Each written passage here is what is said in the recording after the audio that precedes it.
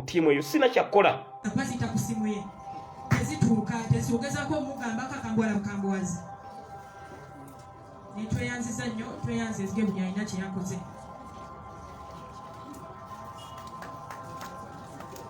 eyo embeera eryekigo manye abakyala bo batwala kigo abasajja kitanya. Ngenda kuyitayo munafu omulala omu wamala saati ono bamuwamba bamutulugunya eventually waliwo we bamusuula atatuwulira wamala oba alazeeko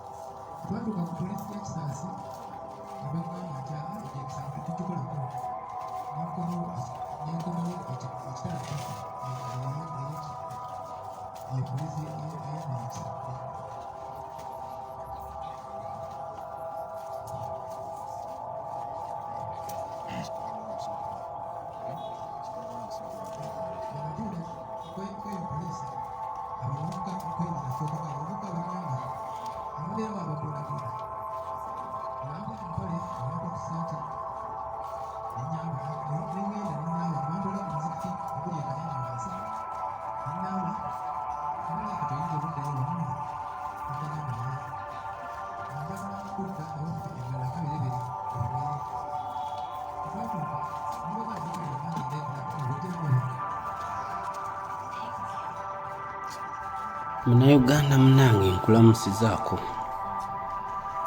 nembebaza emirimu. Waliwo ekintu kino ekiri ku social media ennaku zino kyendaba nga kiyinza okuba ekituufu naye wenjogera ennyangu ayinza ogiyita diversion. Wakati w'ebintu bino tulaba omukulu Tamale Mirundi senior, simanyi bamuyita presidential advisor, ne mutabani we Tamale Mirundi junior nti bamukuba. Naye tuze tulaba Tamale Mirundi senior ng'ayogera bingi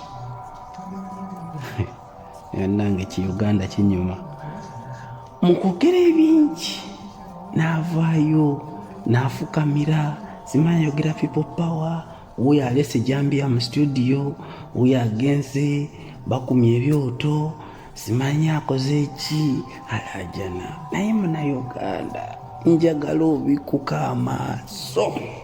Bano abasajja omanyi ye Tamale Mirundi nga bwe yeewaana nti yasoma propaganda and diversion. Museveni amukozesa nnyo omusajja ono. kituufu omwana bamukubye tetugenda gaana naye omusajja yafuniddeko oluwenda olw'okuwugula bannayuganda bonna atujje ku mulamwa. Musooke muwulirize mu history wa Africa eddiini gye bayita African Traditional Religion ge gamu ku madiini agasinga ebitiibwa. Kyova olaba oli ne wabeera ne kayirizike tosobola kumala gakalaba. Kyova olaba oli ne waba nti alina essabo lye lyasingira ddala okweka kabeeranga oba alikwekera ddala nga bitundu bya kyama. Ekitegeeza kati bannange oŋŋamba otya nti tamala emirundi siniya yabaddemu ssabo ebyagamba simanyi alina abantu be abatambala simanyi ngatto simanyi oteekayo 13 simanyi biki n'atwalayo kamera. Basajja bano batuvuga sipiidi. Kati ono ye ali ku kintu kimu. Nze mu kulaba okwangu omusajja ono ayinza okuba nga abadde aluzinze following kati ng'ali mu kufuna following. Manyi wano abasajja be balidde mu Uganda olwo kubanga bo abasajja bali bagenda ne bakwata ne babakusa ne batafaayo ku nnaku ya muntu. Tunula mutabani wa mirundi kituufu bamukuba naye raba eddwaliro mwali naye muganda wange oba munnayuganda tunuulira abaana wansi eyo mu byalo ojjukira bali abawambibwa oli abakubibwa abatasobola ku affordinga yadde ne panado naye raba ono waliwo abazadde abakabira ku zi TV abaana baabwe tebabalaba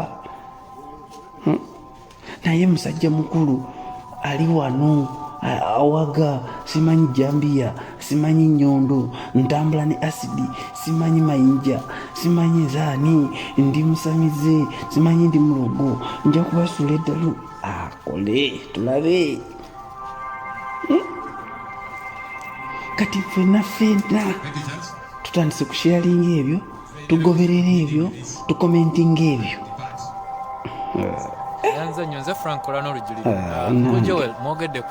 Mukama alina okukomawo ataase Uganda. But still, besides, bagamba abasirikale be bamukubye simanyi atugamba Uganda simanyi biki but this is the matter is bulambulukufu butya ekikyalo kigenda kukolebwa ani gwe bagenda otuukirako era singa oli anaaba alina obuyambi ayitawa mu mbeera kubanga waliwo awo debate ey'amaanyi eyowa sipiika era singa Nankabirwa nsuubira yali ayiseemu Kano Akalumu ndowooza yandimuganyiza kuba sipiika ate lwakuba bannange abasajja bano batufugidde mu bintu by'okutubuzaabuza. Mbabazi we yavaayo oli Nankabirwa ali ku saidi ya Mbabazi naye kati mu kiseera kino Nankabirwa nubwe bakuba Akalumu ali mu kulaga nnyo nti ate ayagala nnyo paalamenti eri agiteeseza. Neweebuuza Uganda bwe yabwikoye abasajja abaasoma abayivu bali mu paalamenti naye tebasobola kuyamba nsi. Mukama njagala tutunuulire enkaliriza ensonga ya mutabani wa Tamale Mirundi ne Tamale Mirundi ye mwennyini envuga gy'ali mu kuvugamu eki otutabaira nnyo ayagala kutuvuga bw'atyo kati nga bw'owulidde leero nti ate simanyi abalamuzi simanyi bakoze biki oli agaanye ono akoze ki nze ndabanga komedi omuntu omala yenna alina observation ye ate era tewakamizibwa naye nga bano abantu ensi bagitulyamu obukwe batulyamu obukwe era Munnayuganda gwe wenna ali eyo tulina kwerwanira ffe nga ffe nakubeera babuufu nga bwana bwa nkofu. Sijagamba nti bagezigezi ng'obumusota obwana bw'enkofu munange wekabaka tokatya kabaka menya okwekweka tomala gakakwata kyetulina okukola naye nga bano abasajja are going to do that, and so that means they're going to scale down on what has been happening. bibyo byange omulala nayinza ogattako naye nga tamala emirundi alinga yagala okugamba nti eno ensi nga Uganda erimu abaana n'ebyana. Abaana bangi bazze bawambibwa, bangi battiddwa, abaana bali mu makomera, but we have never seen tamala emirundi ku myaka gyaliko nga stongi almost bali mu gavumenti, kubanga n'essimu ya Museveni ayinza okuba agirina n'emuwoozi n'abalala abali mu magi. Tayinza kondeminga ekyo ali wano kubanga bakutte ku mutabani kati alifudde emyizi, agifudde ensonga nti we should all share the same emotions. So nga ate bo tebalumirira omuntu awansi, kitegeera. So bannange olina okwebeereramu. Olaba yasitudde mu mukyalo naye ali awanyumira, alina n'ezi ekisiba ebikooti photos, naye abaana abakumirwa waliwo bwe basuula babona balunzi basiimuuse. Oyinza kuwulirayo basajja bakulu bano nga bakondeminga ebintu ebyo. So bannange twebeerere nga bwe tukoowula ekisa kya Mukama ndowooza kitubeereko. Naye bano abasajja abamu bano bayinza okuba bali ku diversion, sigamba nti kwe bali, but kye bali mu kukola kyagala kufaanagana ne diversion. So bannange, let's wake up. Spike News nga away from the cameras, no one knew. Now everybody knows. And so we are putting police, security, and all the others on notice. By them coming out, it is to say, we are watching you. And that's the most important protection that we can give them. Very briefly, Uganda chance yabuziza ababuka amafamu babadde nga basazeewo sides abagenda okubeerako ku speaker, oba deputy speaker. Olunaku lwaleero ku makya nga bwe tubagambe tubadde n'akafubo parliamentary caucus yaffe ffenna ne tukkaanya nga caucus nti tusale pulesa ababadde bali eyo awagira ono awagira oli tugenda kuba n'olusirika wiiki ejja nga parliamentary caucus yaffe ya NUP tukkaanya ku nsonga zino tulabe bwe tugenda okutambula kuba ekibiina kyaffe kiri wa National Unity Platform tulina okubeera united, tulina okubeera obumu. So nga babaka tukkaanyiza ku nsonga eyo era ebibadde biyitingana nti kati ate abamu bali ku campaign teams ezimu nange erinnya lyange naliraba nti ndi ku campaign team eya candidate omu. Ekyo si kituufu, nange nalindyawo nembira ku mawulire teri yali ansabe kubeera mu campaign team ye era sikkirizanga kubeera ku campaign team ya muntu yenna. So nalaba ku mawulire nange nabirabanga mbonengamba bampadde obwami nga sibimanyiiko. So tugenda kukkaanya ku nsonga eno nga ababaka ba parliamentary caucus yaffe mu lusirika olwo tujja kuwulira eggwanga tugenda kutambula tutya tugere gyabuuziza abantu bano abazze bawambibwa kati abakomawo tulaba olukuumi lwatuffe nga NUP tetulina poliisi nga magye naye kitulina yemwe bannamawulire nti eggwanga litegeere nti neto Shamimu Obola n'abalala bazze nga bawambibwa bazze nga bayisibwa bubi. So kakati buli babawamba nga teri amanyi kakati tukimanyiiko era gavumenti poliisi n'amagye n'abalala tubateeka ku notisi nga tugamba nti bemukola tubiraba anaddamu okukwata ku bano neto Shamimu n'abalala okubatulugunya tumanyi nti mwami tibwabula ne gavumenti ye tubategedde tubaguddemu nga ngenda kuyita SG nemu ekibuuzo ekya how we are going to put immediate action agenda tukwasaganya atubuli ekinaatambula kitya naye mbadde njagala mbalagane bano bo tebajja kusobola kwogera mbayogerako luli nina abadde Muganga Karim aliwa Karim oyo walina mutajjasibu naye yawambibwa ne bamutulugunya yamulirako ku sitole ye agenda atereera naye tanatereera bulungi kubanga bamuyisa bubi. Male Musa oyo naye bamuwamba ne bamuyisa obubi. Abantu bano tubabalaga yeyo security gye tulina nti obalabe obategeere.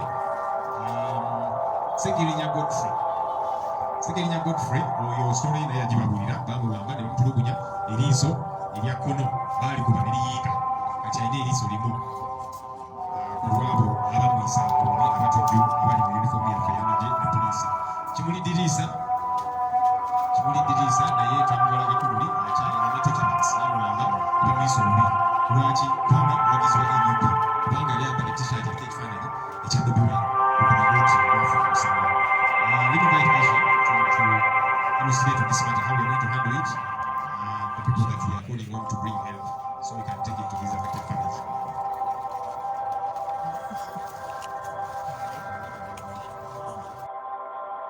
sizira